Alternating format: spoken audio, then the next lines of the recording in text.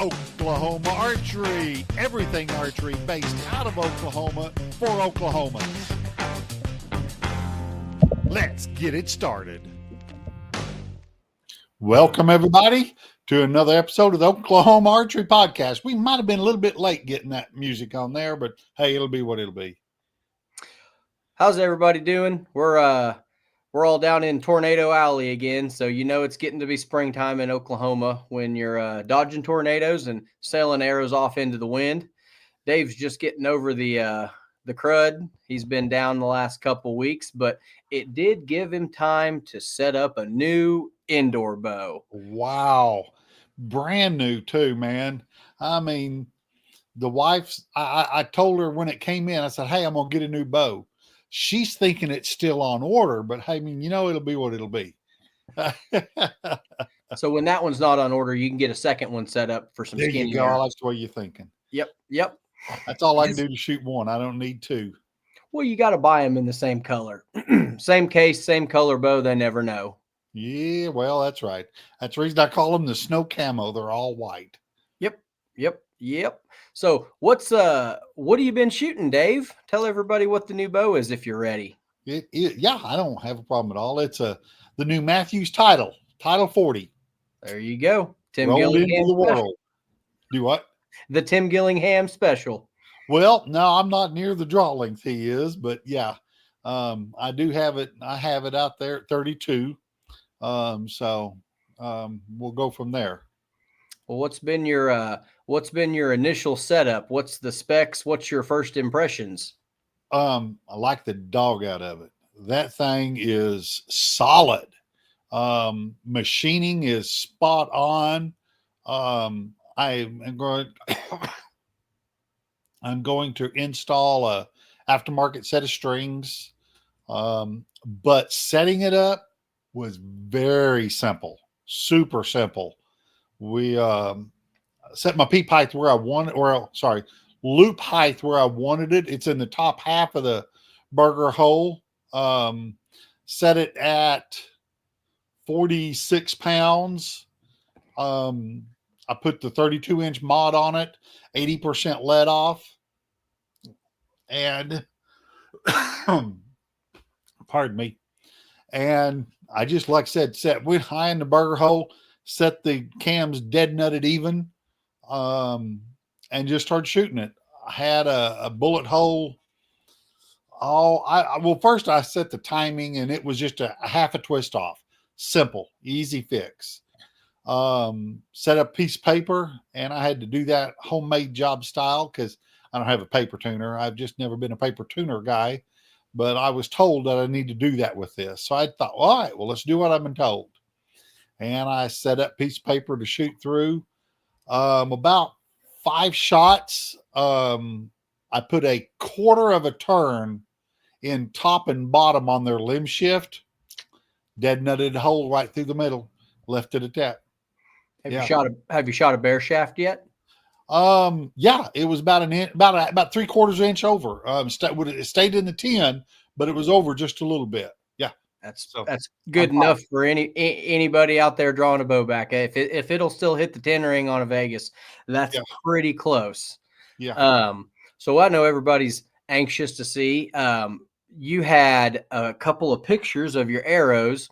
And every time Dave will change his draw length just to get a good measure on it, he'll powder spray the bottom and put look at where your prongs are. So you took a little bit of draw length out of it after league night. We were down there, Thursday night, league night at H&H. Big thanks to Tom and Kathleen for putting that together.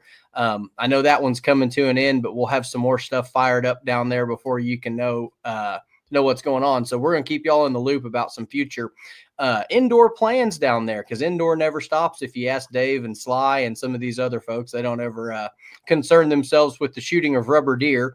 So we had a little contest on our Facebook for how long your draw length was on your next arrow. So did you get a chance to measure that by? Yeah, it's actually right now 32. It was 32 1/4. And I took it to 32, and that's where I shot it all weekend. Well, that would be Mr. Heath Franz had guessed 32 inches even. So Yeah. big congrats to Big Daddy's Burger Shack, Heath Franz. If you don't know him, you're missing out. We're going to get him a sticker set and a t-shirt, probably in a 2X. I'm not sure, but congrats to our contest winner. Here's the photo we'd put up. Everybody's looking. That right there is the difference in that minuscule amount between too long and just right can make all the difference in a bow. Which ended up, it was 2 twist, lengthen the cable, shortens into the cables. So let's see, shortening the cables lengthens the draw. So it'd have been out of the cables, 2 twist out of the cables, and 3 twist into the string, and that's where I ended up. There you go. And then it does. I mean, did you have to adjust the peep sight when you changed your draw length, or did you Very just minor, but yes, okay, I did. Yes, I did. give it a push, give it a push up Yeah. or Yeah. down rather? So if it's shortened draw length, your peep would be higher. So take it down. Yep. Yeah. And It's so the little I things. did that, and yeah, it's pretty well money. Sunday afternoon, after shooting a couple rounds, I ended up putting a quarter turn on the limbs. My goal is to get it up another few pounds. I got spoilt, really lost a lot of mass myself. I'm trying to get back up to where I need to be to get a better holding weight. I'm about 10 pounds right now. There you go. Double digits. Yeah, I know. And that's something. Dave's eating his Wheaties. Yeah. And you're still shooting the button. Oh, absolutely. Yeah, I do like it. Yeah. Yep. Yeah. 27s all year round. Probably 300 in the nose. No, actually, I got 200. 200. 200s. Yeah. That I ran thing's 225s most of the time. And about a month and a half ago, switched to 200s. That was when you'd got some of those old Eclipse 2613s, right? And Yeah, the 2613s is the ones I was playing with, some funky stuff. And everybody I chatted was like, you just can't find them. And I thought, well, I'm not going to spend too much time on them, since I knew that they were an obsolete product. But you liked the spine that was coming out of there. So to recreate, oh yeah, they were so soft feeling. They Yeah. really, yeah. And so I just set them to the back of the bench, and when I go take them home, I'll put them back where they were. There you go. If the bow likes the spine, you can do a lot to recreate it. I've seen guys put, melt solder into the end of their I've points. done it. And yep, Absolutely. you can put them on a belt sander and grind them down, but it's really easier to add to than take away. So, I can remember years ago, we were adding some solder to the front of a tip, and I would cut the solder and measure it to where when it melted, it was all the same. Where I had the same weight. And before I realized what I was doing, I didn't know what I was doing. So I took one and I shot, boom, shot. And as soon as it hit that target, it let loose, boom, went out, popped the back end out, the solder, everything just come right. So after that, I had to start melting hot glue and put down in it to hold the solder in place. We've done some strange things, and Yeah. you might not see it in the beginning, but when these guys are really trying to find an arrow that works, it's it's a few grains, it's a little bit on the node tuning, a little bit on the holding weight, the draw length.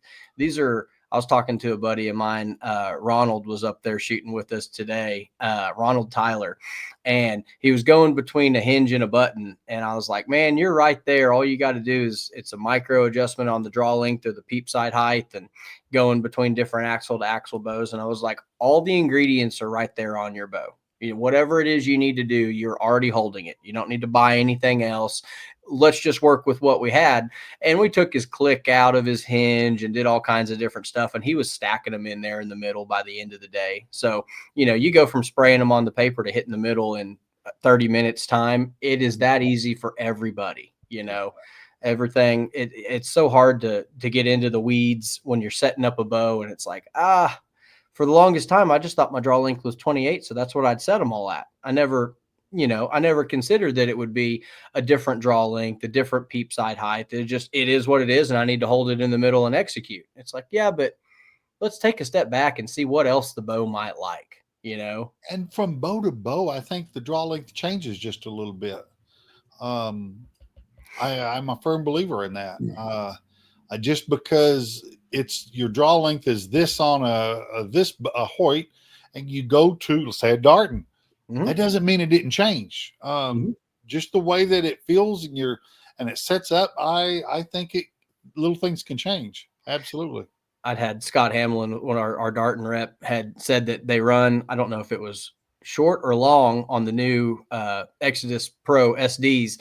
And whichever direction it was, when I'd measured mine on the 29-inch mod, it was past that 27.25 mark on my draw board that it needed to be at. So I think he said it was one way and my measurement was the other way. So it just goes to show you guys, when you get a bow that's feeling right, that's really working for you, measure your draw length on the draw board, measure your peep sight, measure the draw weight, the holding weight, everything you can to recreate that in the future. Get you a little half a notebook, it could be real easy, just a little half of one like that, and just jot down how high your peep sight is. Because if you're too high or too low, it's going to make you scrunch or make you teeter up here.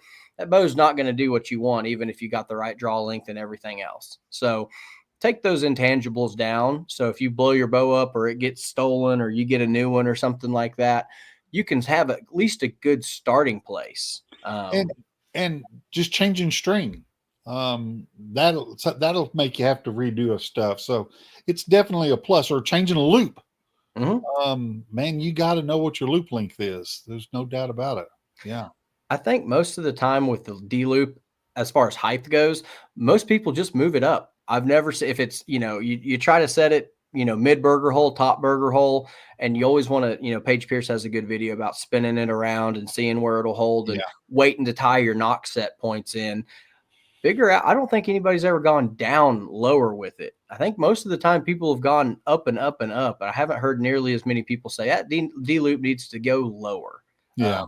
Usually I played with it. I've tried it. I used to just start dead nutted even right through the middle and then work my way up. And I always end up staying up. So yeah, this bow, I just set it on the top side. Yeah. So what is it that you're looking for sight picture wise as you're testing different loop heights? Up and down.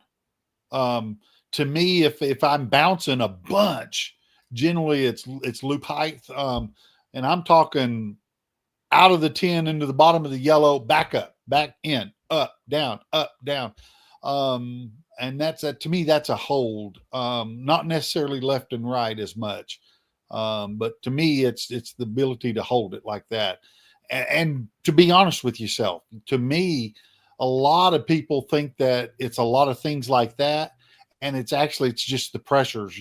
When it's in the hole, when it's on the spot, you start to pressure. As it slightly moves, you let up just a slight muscle change, it's going to dip. Well, then you got to pull hard again. Then it goes back up high above it. So you got to be honest with yourself and be able to tell when you got constant pressure. Now, how's it holding? And then during that constant pressure, and I'm not talking about pulling the wheels off, and then to make sure it doesn't go left and right, I've kind of redone my school of thought on that in the last 8 months. I used to like my back bar kicked out pretty good and hold real heavy pressure into it. I'd say recently I've kind of gotten more monotone. It's real simple, straight up and down. That way, when the shot's going off, it's not trying to move during that shot process. Because I got to where I was finding the shot as I shot, it would want to move over, and I was getting some lefts out of it. Lefts? Yeah, I was getting some lefts out of it. Yeah. I was doing that today, shooting indoor. Had a bunch of them going left and right. Ended up fixing my feet, which will change your draw length a little bit. You're getting up and downs. I always tell people your draw length's too long. If you're leaking pressure and you're seeing that pin bob up and down, you're not able to maintain pressure. When your draw length's too short, you're pushing and pulling, and you're seeing this right here. Could be an alignment thing. Could be draw length being too short. I actually pulled out the hinge and shot a few of them, and every one of them that missed was top side of the X or higher. When I was shooting the button, I would miss low or left or right. So little tiny things like that, you can really figure out a lot about your draw length, your execution, stuff like that. And it's like, well, maybe if you're shooting 3D and you're shooting at the low is not the place to miss. So pull that hinge out. And if they'll hit pretty much the same spot within a click or two, not many of us shoot good enough that we're going to be able to tell at 20 or 40 yards between different button and a different hinge. And now I'm not saying jump around every time you miss one with the button, pull out the hinge, and every time you miss one with the hinge, pull out the button. That's a dangerous road to get down. So pick one and get confident with it, but also be aware, what does that bow do when you shoot the hinge? What does that bow do when you shoot the button? How's it change your draw length? What are you telling yourself execution wise? So I think a lot of your shots needs to be fixed with your backhand. The motion it's going through, the direction it's going. I think that a lot of bad shots are happening on the back end, and it's hard to, you keep thinking, well, I'm pulling back, I'm pulling through. Yeah, but sometimes if you pull through an inch and a half one direction versus another direction, that's going to change the arrow when it comes out. It's going to kick a little bit, which is going to make the impact just, if you've got enough vein, it'll correct, but it'll only correct back onto a straight path. And if that straight path is over to one side or the other, that's going to change your impact point. So making sure that the back end of the release is the same every time, I think, is as important as your bow hand up front. I concentrate more on my release hand direction than I do on pushing properly out, because I feel that my directional that I give the bow is the same. But it's my backhand that I think changes my shot impact more than anything else. How you follow through, and if you follow through, I mean, you the wouldn't believe direction you follow through to me is what's important. You wouldn't believe how many button shooters I've seen at full draw when that shot breaks, their hand goes right here. There's none of, I'm like, you guys are not pulling. You guys are just punching that thing off. And if it works for you, there's a lot of good command shooters that are going to shoot scores that I'll dream about. I'll never catch up to them, but I will be there when the bill comes due and they beat themselves. And I'm there, and you could be 8 down and get beat by 8 up. And that's not monster 3D scores, but when you connect what you're seeing in that target here all the way over till go, eventually that closed loop versus open loop is gonna take over. So Joel Turner's talked about it, Dave's talked about it at length about, I will not let myself go subconscious. I'm talking myself through that every shot, because every once in a while there's that little demon on your shoulder that pops up there and he's like, make it go now, push that button. I own it. Absolutely. I know what I am and I know what I do, and every now and then I'll get that jitter jump right there, but all right, stop. Okay. I know what it means. And I know that I don't let it get to me, because that's when it just continuously jumps in. Mm-hmm. I'm like, okay, stop. You know what you're doing. You know how to fix it. You've already been down this road. And it's just, I think it's a true thing to yourself again. Own it. Let's go. The analogy I like to use, and I love a good analogy, is walking in a tree stand in the morning, and when it's good and dark in the woods. You're a grown man. You're not scared of the dark. There's nothing in the woods, worse than Bigfoot's going to come get you. But every once in a while, you will jump an animal up out of bed, and it will make you absolutely jump out of your own socks. And it's the same thing at full draw when you want to have a little target panic. Like, yes, I've walked into the woods 500, probably 600 times in the morning in the dark, and it's the same little trail I always go down, and there's nothing out there. But every once in a while, you might be a raccoon, might be a deer, might be a coyote, or something is gonna, you're gonna accidentally walk up on something that was asleep, and it jumps, and then you jump, and now it's like, okay, am I scared of the dark? No, you're not scared of the dark. You just had something run across your path there. It's not a big deal. It doesn't make you scared to go into the tree stand in the dark the next morning. It's like, well, you don't want to jump deer out of the bed. That's not a good, Chris Hammond would be shaking his head at me right now going, why are you going to the corn feeder before November in the mornings? We talked about this because I like to hunt. I like to go out there, but the analogy you use for target panic is just because something scares you and makes you jump doesn't mean you're scared of it. It startled you. You stopped. Now we're going to let down. Okay. Look at the clock, deep breath, couple of blinks, get the eyes reset and right back at full draw. And then you just got to lay that thumb Then over you punch it and everything's fine. Yeah. I mean, you double clutch when you hold it in there, boom, just let it go. That one's gone. Don't worry about it. Can't hurt you no more. So That's right. Shot execution is rough, but we're here to work you through it. I'm not a certified expert in anything, but I can tell you I've done it wrong many different ways. And if there's anything I can ever do to help you guys, give us a call, give us a shout. We want to be a resource. We want to be something that's, helps you make archery less frustrated. And I'll tell a story of one of our junior eagle shooters, Jordy. If you haven't met Jordy, you're missing out. He's absolute unit.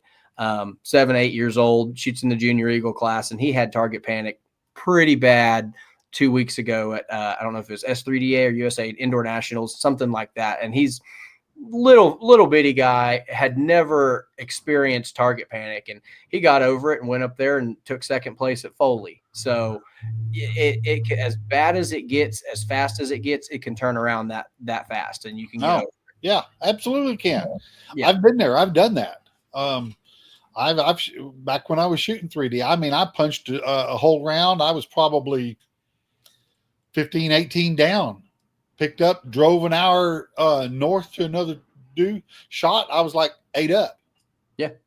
And shot fine. Absolutely, I've done it. Yep. Live by the punch, die by the punch. Sometimes Absolutely. it can be good. And I mean, at a high level, Lawson Vet. I mean, he told me, I think this was after he shot 36 up at Foley 2 years ago. He said, if your pin's sitting in it and you can see it, you might as well shoot it just like that. Touch that thing off, make it go. Yeah. That's it's fun until it's not, but don't let it get you down.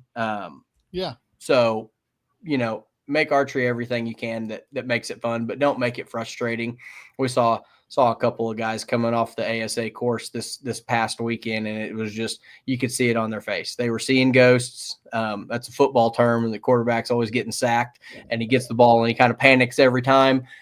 Target panic's the same way. You feel like something's about to jump out and hit you every time you draw your bow back. It's like, man, you got to go back to basics. Just blank bail and feel that trigger, touch it off. As long as you're following through this way and not the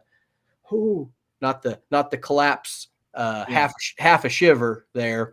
That's not what we want. But if you can punch and follow through and it doesn't affect your left hand with whatever your right hand's doing, you're cleared for takeoff. You're full grown white and 21. You can vote. You can do anything you want.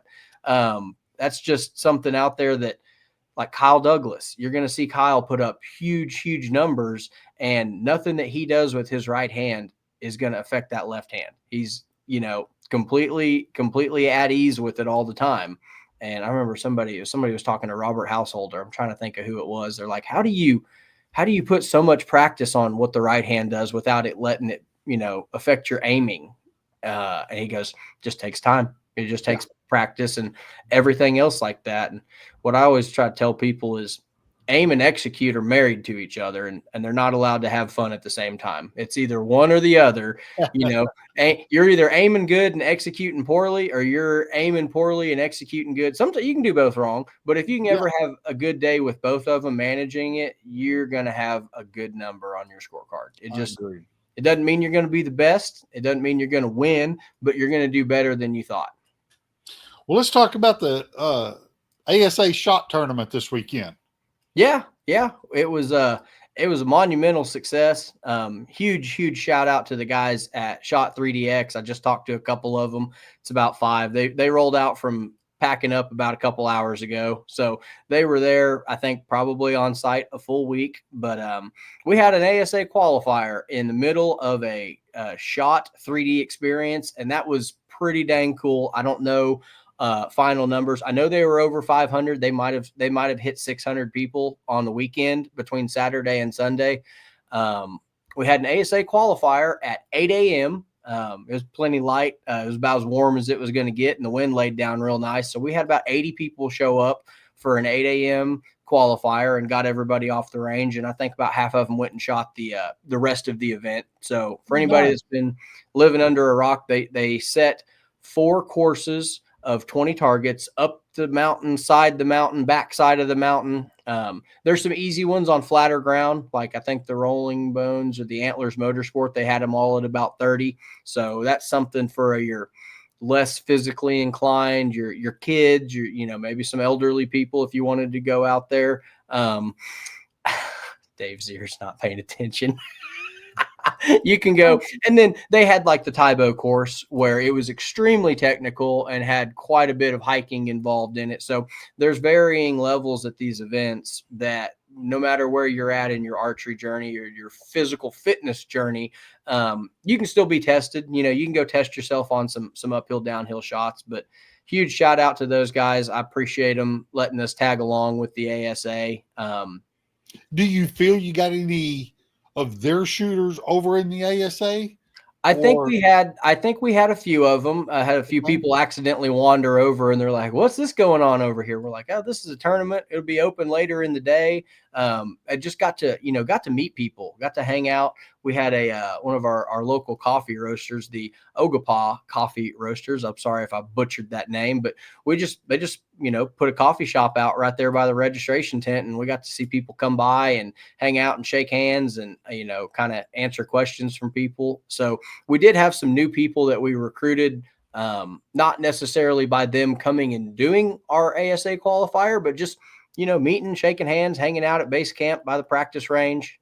It's kind of greatness by osmosis when you're in a community. I mean, you drop 500 archers on there, they're going to ask if they can go, is there a tournament? Like we gave away, I don't know if it was 9 or 10 bows at state last year and got to tell that to some parents and some kids. And they're like, wow, I could come out and, he could shoot a bow and win a belt buckle and, get in front of some colleges that have archery teams and just everything that the ASA can offer, but rolled into a giant event. Like if y'all haven't seen one of these events, it's everything you think it is and then some. I mean, it's competing with TAC on a national level, except it's a small fraction of the cost. It's a lot easier to register for. So it's like a lifestyle event, like a bow festival, bow fest. It's one Willie Nelson cover band away from being a 3-day weekend. And so their next date, I think 3rd weekend of March in Muddy Bottoms ATV Park in Louisiana. That'll have a qualifier as well, be a multi-state qualifier. And they're taking their show on the road. They're going to hit Louisiana, Kansas, Arkansas, Mulberry Mountain in Arkansas, and then back to Oklahoma for the finale. So 2 in Oklahoma and 3 in outside states for 5 total events. We plan on having a qualifier at each one of them. But like I say, y'all come out, plan on making it a weekend because the qualifiers are only going to be 1 day at those. We don't want to take away from the total experience of it. So we're going to limit the qualifiers to probably just Saturday. The finale is a 3-day event. So we'll probably have Friday, Saturday qualifier, and then we're going to shut it down because I want other non-ASA shooters, non-target archers. I want to get them on the course and be able to say, hey guys, we do this every weekend. There's these big events. There's 4 or 5 of them a year, but you can come to a local any weekend from February till August and have a chance to shoot foam and hang out with some good people. So I think we recruited more just by hanging out and, kind of being part of the community than we did actually that wandered over and shot the course. Cause I just want you to have a good time. I don't care what the numbers are. I don't care if it's not about, getting triple digits every weekend at the qualifiers or get 200 people at a qual. It's like, did you reach out to someone? Did you make a new friend? Did you try to help somebody on their archery journey? And I think target archers have a pretty bad reputation of being cliquey and thinking they're stigma. Yeah, that's it. We do. And we really do. All we want to do is explain why your rest needs to be moved up or left or right. We want to tell you how to level your axis. We want to tell you how to shim your bow, or we need to tell you if your arrows, and that's stuff that as a bow hunter, you want to find out early in February, March, April. You don't want to find that out in August or September and then have to go start all over, build a new set of arrows. Because a lot of target archers are bow hunters. It's not their first priority. They're not a bow hunter first. We're target archers. We're a bunch of fat old guys that are out of shape. And, we don't like to climb hills. We like to shoot on the flat ground. And that was the biggest thing I heard about the ASA courses there, it was, man, these are flat and really not spaced out. You know, they're all kind of packed in there together. It's like, yeah, you can walk 200 yards and shoot 40 full targets in that 200 yards. They had A range and B range, so they were right next to each other, 20 on the left, 20 on the right. So there was no crowding. I mean, we had 40 targets to space out 80 people on. It was a very short round that moved very quickly. It was a great weekend. Looking forward to the next one. Everybody's for, let's see, today's the 3rd. Bartlesville will be this coming weekend. Paul and Brandy Gailey are looking forward to seeing a big turnout. Bartlesville always has a good one. So that's up in the northeast corner. Saturday, Sunday, back to a regular 10 a.m. shotgun start. I know we've had some different start times and trickle starts and everything. Usually at the ASA, it's 10 a.m. shotgun start till June. Then we switch to 9 to beat the heat. Unless you hear different, that's kind of what you can expect. So hope we have a big turnout at Bartlesville. I know we gotta shout out some people from Foley. I know we had a whole bunch. That was 2 weekends ago, so we're dragging behind here, but we had a lot of Oklahomans have success in Foley. I mean, a bunch. I tried to stay up with it and jot a list down, and I'm going to tell you what, it was just, gosh, it was just everywhere, all over. Yep. We had Jordy take second in Junior Eagle. He's about 7. You had Rick Gilly take second in Master Seniors Known, and he's about 77. So took his brand new darting out there, got second by 1 point. So it's just an absolute dogfight. And there's the 70 and up class has 30 or 40 guys in it, you know, that are out there competing with some of the best of them in the world. Kyle Anderson got 3rd in semi-pro. Brooke Stortz won women's open 45. Brad Yules won men's open 40 at his 2nd ever pro-am. So these are people that you can see on any weekend in Oklahoma. They're going to be at these qualifiers. You know, they're going to let you shoot their bow. A lot of them were shooting dartons. No bias here. We support all our Okies, but the darton shooting Okies seem to do really, really good this past weekend. Hell, even I had a good weekend. I wound up in the top 20, and that's something that I mean, I had people call and text me from all over. They're like, I knew you could do it.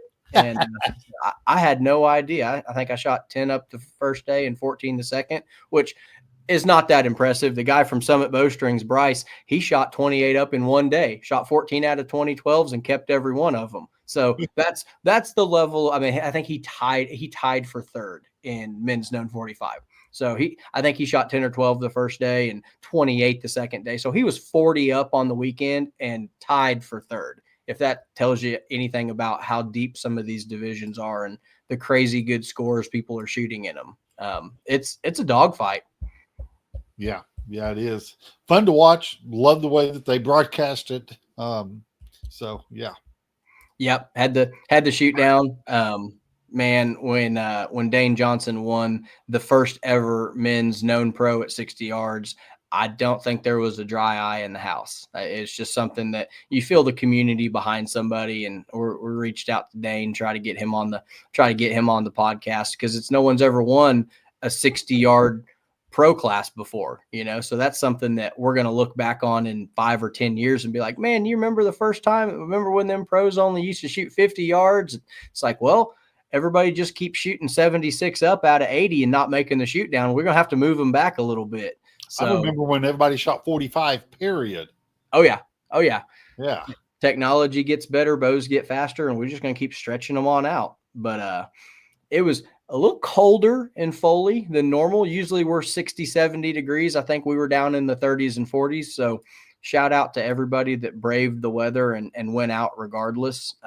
That's what you want to see at the pro-ams, and just everybody being together. My favorite part by far was the Oklahoma dinner we did on Friday at 7. So we all picked a seafood restaurant and got together and had new friends and old friends, and everybody came, and we just got to kind of commingle together. And shout out to Scott Shields. He was the one that said, we don't all get to see each other at the pro-ams. You ride up with a buddy or two and you stay with another buddy, and it's like you only see 4 or 5 people, and we all drove 14 hours to get here. We ought to spend some time together. So shout out to Scott for, putting the priorities where they ought to be. Nobody cares if you get second or 72nd place, but did you spend time with your friends? Did you spend time with your fellow Oklahomans? So I appreciate everybody that participated in that. That was one of my better things I'm going to take credit for. But Scott Shields had the idea, and he was on a cruise ship, so we made sure and send him all a video and said, "Hey Scott, where you at?"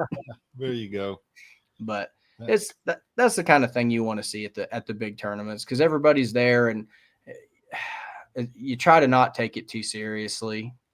Your own expectations are the biggest thing that's going to hold you back. So you just let yourself get distracted and enjoy it for the experience, and let the scorecard be what it is. You don't have to hit every one of them.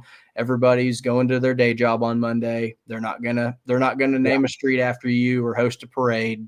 Not your local town, at least. Yeah. It's not anything that, winning it for $600 is not going to change your life, or $1,000 is not going to change your life. But you can have that moment and stand up there and smile and be proud and know that other people are proud of you was the big, because I've shot 20 rounds last year. I think 3 of them I was above 200, and the other 17 I was way, way down. And I had so many people reach out and they say, "Man, that new bow you just got in, I had it 3 days and took it out there straight out of the box with the sight tape I did on a computer. Hadn't even shot it past 20 yards and went out there and hit 5 out of the first 6 12s on day 1 and the first 4 on day 2. And, we petered out pretty good after that, but we started out on fire. And you get that confidence rolling. It's like, I know this bow is going to do exactly what I want it to do. And all I have to do is execute right here.